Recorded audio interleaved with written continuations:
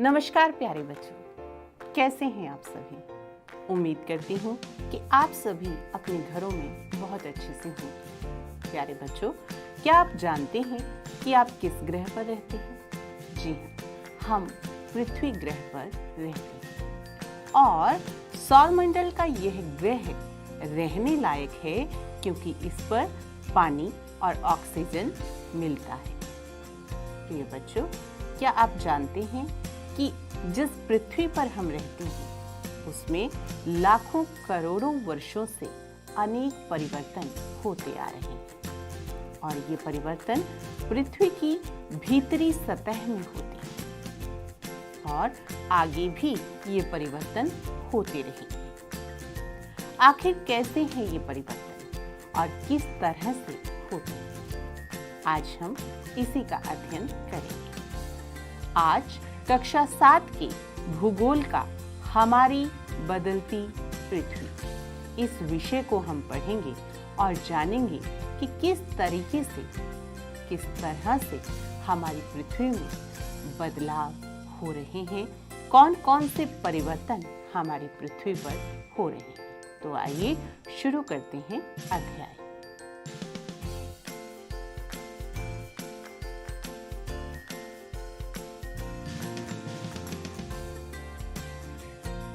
प्रिय बच्चों, स्थल मंडल अनेक प्लेटों में विभाजित है जिन्हें स्थल मंडलीय प्लेट कहते हैं। आपको यह जानकर आश्चर्य होगा कि ये प्लेट हमेशा धीमी गति से चारों तरफ घूमती रहती है। प्रत्येक वर्ष केवल कुछ मिलीमीटर के लगभग। पृथ्वी के अंदर पिघले हुए मैग्मा में होने वाली गति के कारण ऐसा होता है। पृथ्वी के अंदर पिघला हुआ मैग्मा एक वृत्तीय रूप में घूमता रहता है। इसे आप अपने घर में भी एक प्रयोग के माध्यम से समझ सकते हैं। एक रंगीन कागज की छोटी सी गोली लीजिए और इसे जल के आधे भरे बीकर में रख दीजिए। बीकर को तिपाई पर रखकर गर्म करें। गर्म होने पर आप देखेंगे कि गर्म जल की परतों के साथ कागज की गोली भी ऊपर उठती है और ठंडे पानी की परतों के साथ यह गोली नीचे बैठती है। पृथ्वी के अंदर स्थित पिघला हुआ मैग्मा भी इसी प्रकार गति करता है। प्लेट के इस गति के कारण पृथ्वी की सतह पर परिवर्तन होता है। पृथ्वी की गति को उन बलों के आधार पर विभाजित किया गया है जिनके कारण ये गतियां उत्पन्न होती हैं। जो बल पृथ्वी के आंतरिक भाग में घटित होते हैं उन्हें अंतर्जनित बल यानी एंडोजेनिक फोर्स कहते हैं और जो बल पृथ्वी की सतह पर उत्पन्न होते हैं उन्हें बहिर्जनिक बल यानी एक्सोजेनिक फोर्स कहते हैं। अंतर्जनित बल केवल आकस्मिक गति उत्पन्न करते हैं, तो कभी धीमी गति। भूकंप और ज्वालामुखी जैसी आकस्मिक गति के कारण पृथ्वी की सतह पर अत्यधिक हानि होती है। प्रिय बच्चों, सामने दिए गए चार्ट के माध्यम से पृथ्वी की गतियों को समझते हैं। पृथ्वी की गतियां, दो बल दिखाए गए हैं, अंतर्जनित बल और बहिर्जनित बल। अंतर्जनित बल की अगर हम बात करते हैं तो आकस्मिक बल और पटल विरूपण बल, दो भागों में इसे बांटा गया है। आकस्मिक बल की स्थिति में भूकंप, ज्वालामुखी और भूस्खलन जैसी स्थितियां उत्पन्न होती हैं और पटल विरूपण बल की वजह से पर्वत निर्माणकारी बल जो है उत्पन्न होता है। बहिर्जनित बल अपर्दन और निक्षेपण होता है, जैसे नदी का बहता हुआ जल, पवन, समुद्री तरंग, हिमनद। प्रिय बच्चों, आइए अब ज्वालामुखी को समझते हैं। ज्वालामुखी क्या होता है? भूपर्पटी पर खुला एक ऐसा छिद्र होता है जिससे पिघले हुए पदार्थ अचानक बाहर निकलते हैं। सामने जो आपको चित्र दिखाया गया है वह एक ज्वालामुखी का चित्र है। इसमें आप देख रहे हैं कि किस तरीके से पृथ्वी पर मौजूद एक छिद्र में से जो पिघला हुआ मैग्मा है वो बाहर आता है। प्रिय बच्चों, अब हम भूकंप की स्थिति को समझेंगे कि भूकंप कैसे आता है। स्थल मंडलीय प्लेटों के गति करने पर पृथ्वी की सतह पर कंपन होती है। यह कंपन पृथ्वी के चारों ओर गति कर सकता है। इस कंपन को भूकंप कहते हैं। भूपर्पटी के नीचे वह स्थान जहां कंपन आरंभ होता है उद्गम केंद्र कहलाता है। उद्गम केंद्र के भूसतह पर उसके निकटतम स्थान को अधिकेंद्र कहते हैं। अधिकेंद्र से कंपन बाहर की ओर तरंगों के रूप में गमन करती है। अधिकेंद्र के निकटतम भाग में सर्वाधिक हानि होती है एवं अधिकेंद्र से दूरी बढ़ने के साथ साथ भूकंप की तीव्रता धीरे धीरे कम होती चली जाती है। प्रिय बच्चों, सामने जो चित्र आपको दिखाई दे रहा है, इस चित्र में जो नीचे बिंदु बना हुआ है वह भूकंप का उद्गम केंद्र है। मैंने पहले भी बताया कि वह स्थान जहां भूकंप उत्पन्न होता है वह भूकंपी ऊर्जा का उद्गम केंद्र कहलाता है। प्रिय बच्चों, हालांकि भूकंप की भविष्यवाणी संभव नहीं है, लेकिन अगर हम पहले से तैयार हों तो इसके प्रभाव को निश्चित रूप से कम किया जा सकता है। हालांकि कुछ स्थानीय लोग कुछ सामान्य तरीकों से भूकंप की परिस्थितियों का अनुमान लगा लेते हैं, जैसे जानवरों के व्यवहार का अध्ययन करके, तालाब में मछलियों की उत्तेजना देखकर या सांपों का धरातल पर बाहर आना देखकर। ये कुछ सामान्य तरीके हैं जिनसे स्थानीय लोग पहचान जाते हैं कि भूकंप आने वाला है।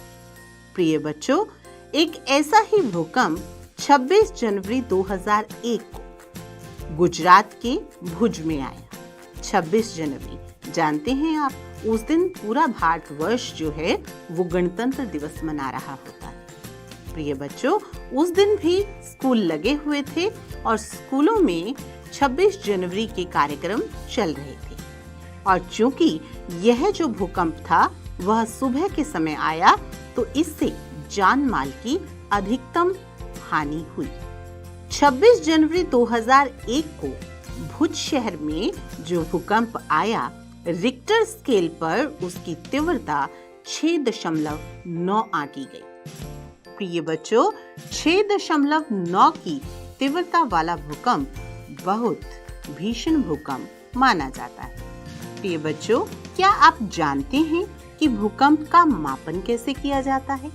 भूकंप का मापन एक यंत्र से किया जाता है जिसे भूकंप लेखी कहते हैं। भूकंप की तीव्रता रिक्टर स्केल पर मापी जाती है और इसमें हम यह देखते हैं कि जिस भूकंप की तीव्रता 2.0 तक होती है या उससे कम होती है वह बहुत अधिक प्रभावकारी भूकंप की स्थिति नहीं होती।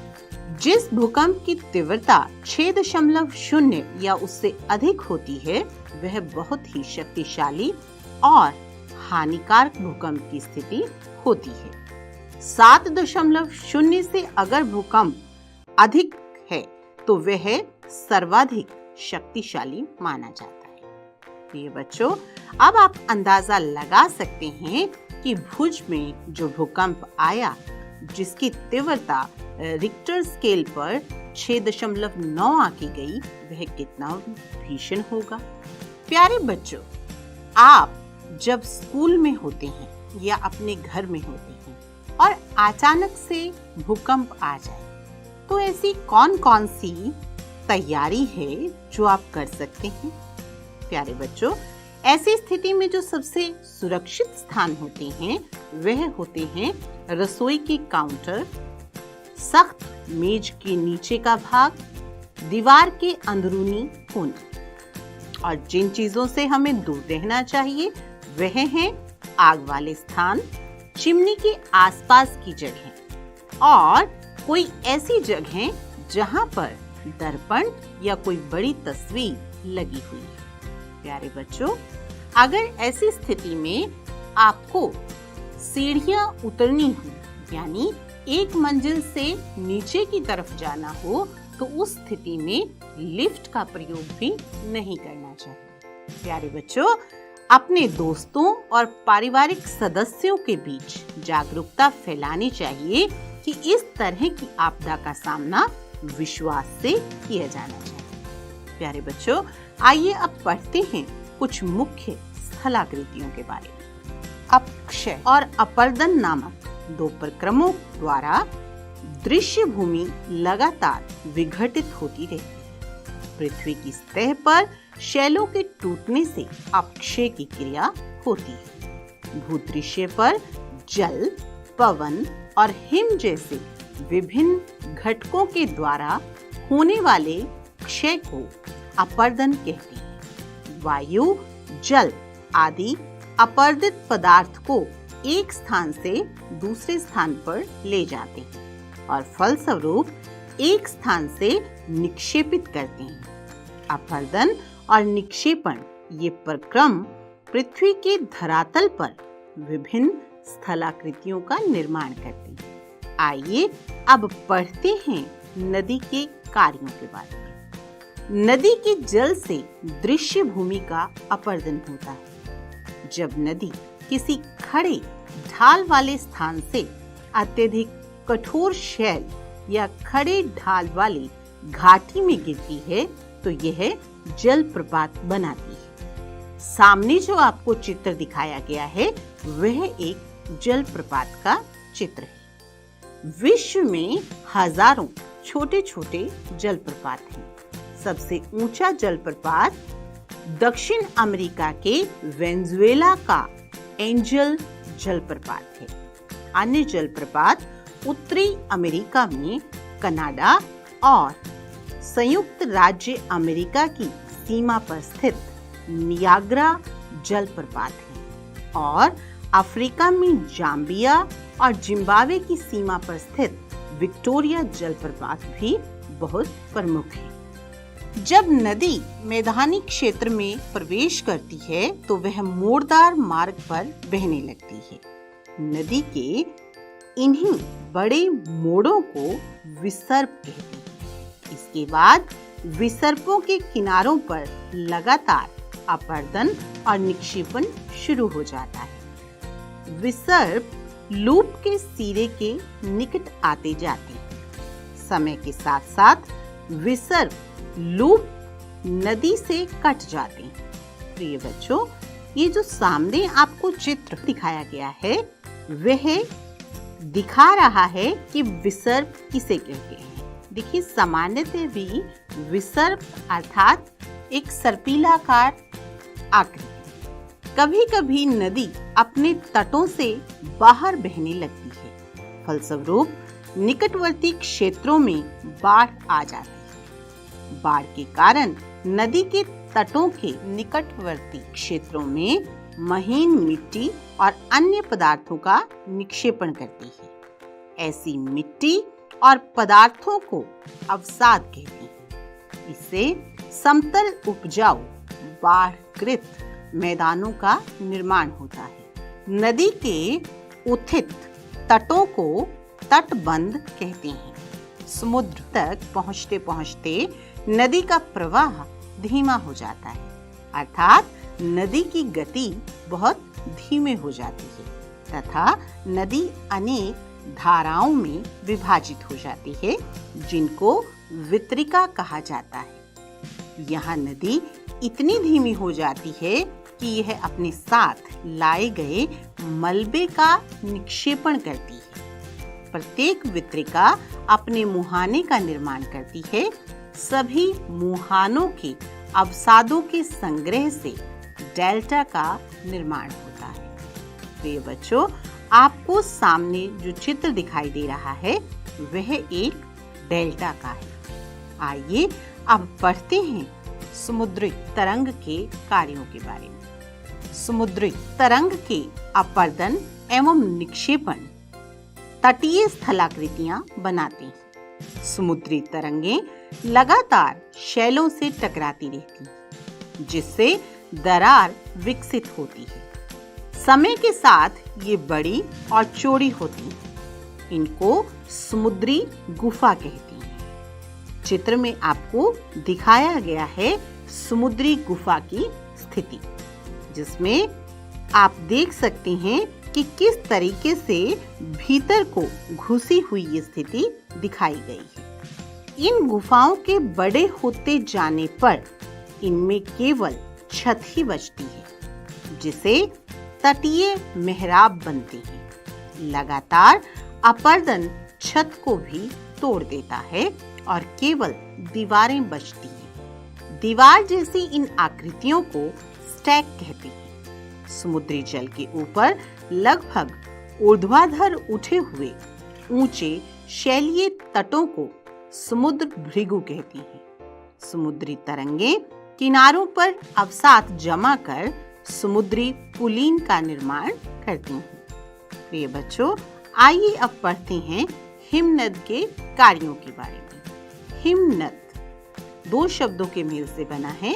हिम अर्थात बर्फ और नद अर्थात नदी, यानी ऐसी नदियां जो बर्फीली हों। हिमनद अथवा हिमानी बर्फ की नदियां होती हैं। हिमनद अपने नीचे की कठोर चट्टानों से गुलाश्मी मिट्टी और पत्थरों को अपर्दित कर देती है और गुलाश्मी मिट्टी एवं पत्थरों से भूदृश्य का अपर्दन करती हैं।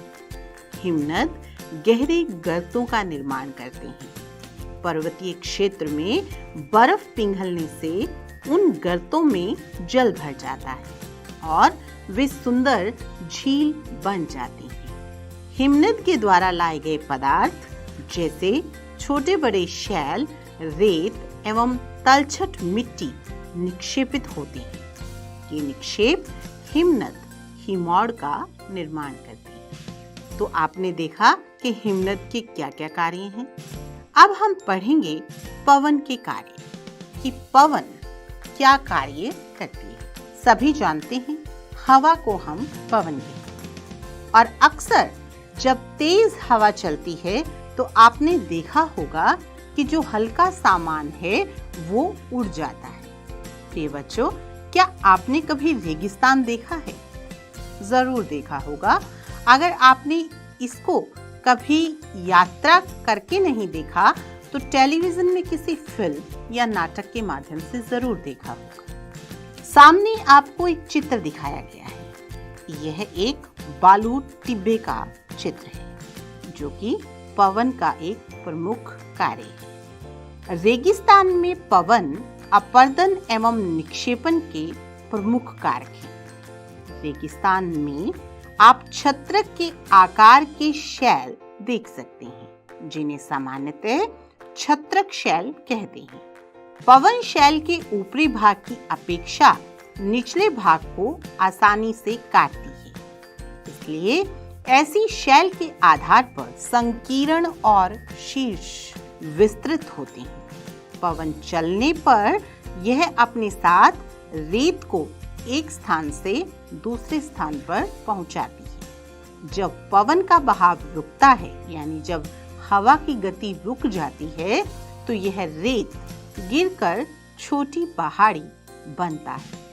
इसको बालू टिब्बा कहते हैं। जब बालू कण महीन एवं हल्के होते हैं तो वायु इनको उठाकर अत्यधिक दूर ले जाती है। जब ये बालू कण विस्तृत क्षेत्र में निक्षेपित हो जाते हैं तो इसे लॉयस कहते हैं। चीन में विशाल लॉयस निक्षेप पाए जाते हैं। तो प्यारे बच्चों, आपने देखा कि पृथ्वी पर किस तरह की स्थलाकृतियां पाई जाती हैं और नदी, पवन और हिम नदियां क्या क्या कार्य करती हैं? तो आइए इसी पाठ के अध्ययन पर आधारित कुछ प्रश्न उत्तर करते हैं। तो प्रिय बच्चों, पहला प्रश्न है क, इनमें से कौन सी समुद्री तरंग की विशेषता नहीं?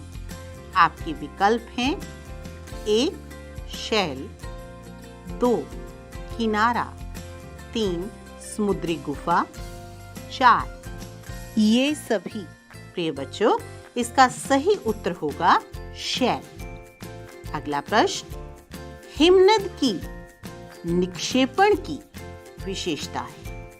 आपके विकल्प हैं बाढ़कृत मैदान, पुलिन, हिमौड़ और हिमनदी। प्रिय बच्चों, इसका सही उत्तर होगा हिमौड़।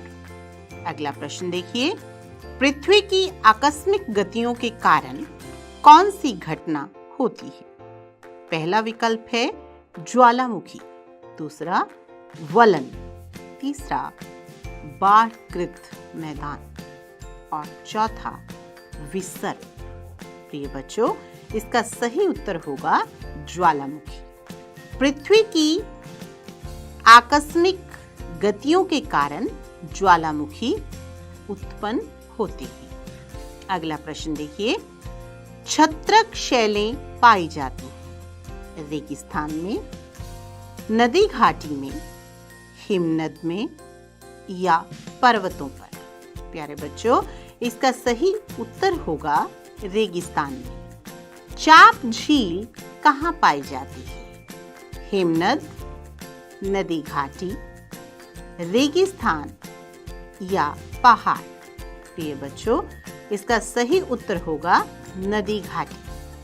आइए अब एक प्रश्न करते हैं, स्तंभों का मिलान करें। आपको भाग 1 में कुछ शब्द दिए गए हैं, आपको उनका सही मिलान भाग 2 के शब्दों से करना है। पहला शब्द है हिमनद। अब देखिए भाग 2 में दिए गए कौन से शब्द से ये मेल खाता है? हिमनद का जो सही मिलान होगा, जो सही जोड़ा होगा, वो होगा बर्फ की नदी। आगे है विसर्ग। विसर्ग किससे संबंधित है? नदियों से। तो इसका सही उत्तर क्या होगा? नदियां। अगला है पुलिन। पुलिन किससे संबंधित है? समुद्री तट से। अगला है बालू टिब्बा। बालू टिब्बा का सही मिलान होगा रेगिस्तान, क्योंकि पवन चलने से बालू टिब्बों का निर्माण होता है। और कहाँ होता है? रेगिस्तान में। अगला है जलप्रपात, कठोर संस्तरण शैल। अगला भूकंप क्यों आता है? आप सभी जानते हैं, पृथ्वी की कंपन के कारण।